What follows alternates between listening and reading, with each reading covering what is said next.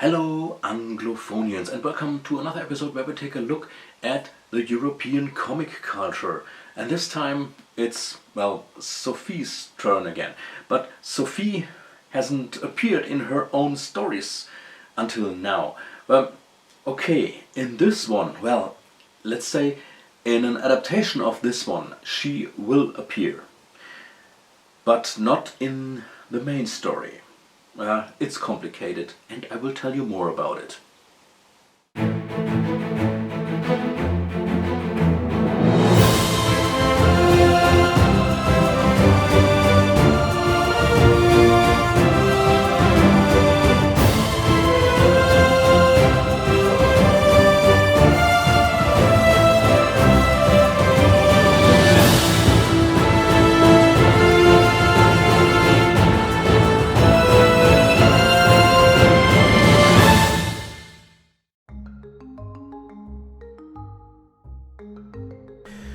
In this case, one could ask the question, is this a story about Sophie? And the answer would be yes and no.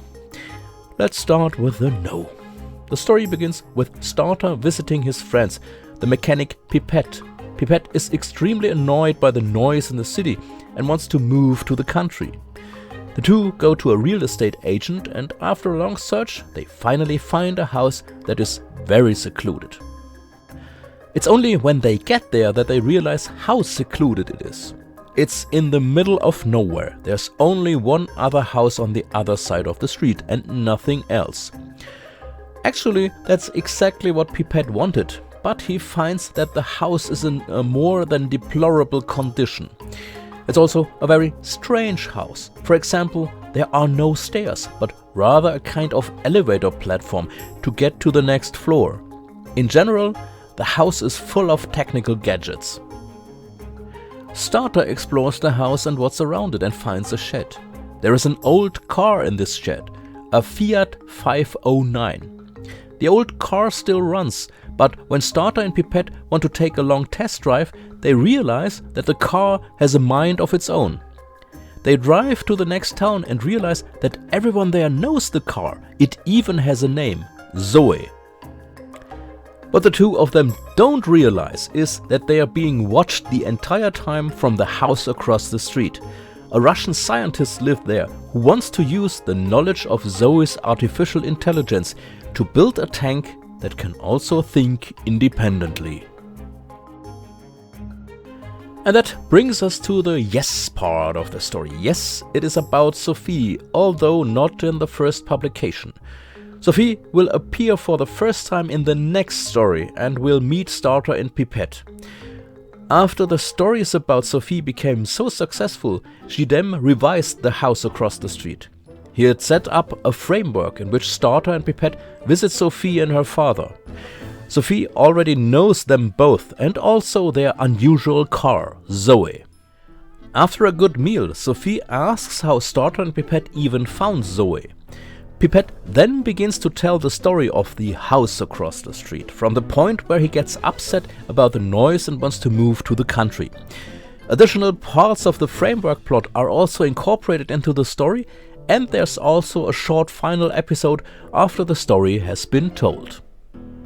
If we stay in 1963, when this story first was published in episodes in Spirou magazine, we move away from Sophie and towards another female protagonist, Zoe the intelligent car.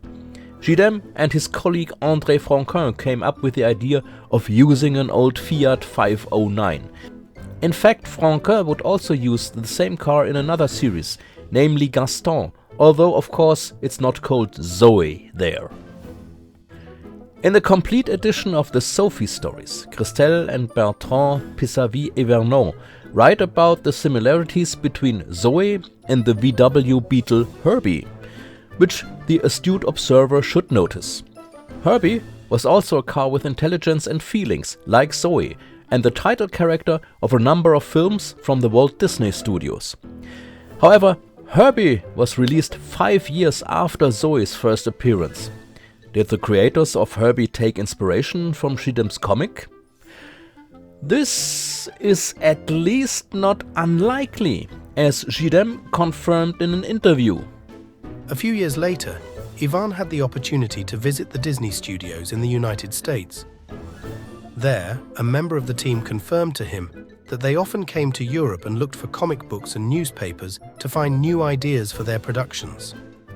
And in doing so, they probably took the principle of the car that thinks to produce their sweet Herbie. We will probably never know whether that was the case. But Zoe would become an integral part of the series from that moment on. But Gidem still had one thought on his mind. He wanted to draw a comic series with a female main character.